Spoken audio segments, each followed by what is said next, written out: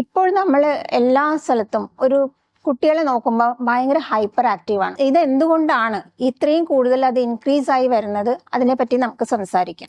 Genetic reason ആണ്. Genetic reason എന്ന് പറഞ്ഞാൽ നമ്മൾ ജന്മനാലേ ആ ഒരു ക്യാരക്ടറിസ്റ്റിക് ഉണ്ടാവും. അത് പണ്ടും ഉണ്ടായിരുന്നു, ഇപ്പോഴും ഉണ്ട്. പക്ഷെ ഇപ്പോൾ നമ്മൾക്ക് കുറേ എൻവയോൺമെന്റൽ ഫാക്ടേഴ്സ് കാരണം അത് കൂടുതലായിട്ട് കാണാൻ പറ്റുന്നുണ്ട്. രണ്ടാമത് നമ്മുടെ ഫുഡ് ഹാബിറ്റ്സ് ആണ്. ഫുഡ് ഹാബിറ്റ്സിൽ നമുക്ക് കുട്ടികൾ കഴിക്കുന്ന ഭക്ഷണത്തിന് അഡിറ്റീവ്സ് ഉണ്ടാവും. നമുക്ക് അത് കൂടുതൽ ടേസ്റ്റ് തോന്നും, ടേസ്റ്റ് മേക്കേഴ്സ് എന്ന് പറയും. പിന്നെ അല്ലാതെ കുറേ നമ്മൾ ജങ്ക് ഫുഡ്സ്, പിന്നെ മധുരമുള്ള ഫുഡ്സ്, പിന്നെ ക്രീംസ്, ചോക്ലേറ്റ്സ്, ഇതെല്ലാം ആഡ് ചെയ്തിട്ടുള്ള ഫ്രിസി ഡ്രിങ്ക്സ് എന്ന് പറയാം. അതിൽ ഈ സ്പ്രൈറ്റ്, കൊക്കോകോള അങ്ങനത്തെ കുറേ സാധനങ്ങളുണ്ട്.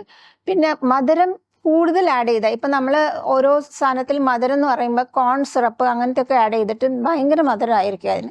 അപ്പം അങ്ങനത്തെ ഫുഡ്സ് എല്ലാം കൂടി നമ്മളെ ഈ ഹൈപ്പർ ആക്ടിവിറ്റി ഇൻസിഡൻസസ് കൂട്ടാറുണ്ട്.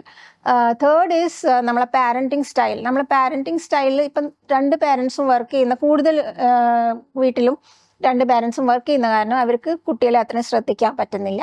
അതുകൊണ്ട് അവർ TV, മൊബൈൽ, അങ്ങനെ ഗെയിംസ് ഒക്കെ വെച്ച് കൊടുക്കുക. എന്നിട്ട് പിള്ളേർ അതിലേക്ക് കൂടുതൽ അഡിക്ഷൻ ആവുക.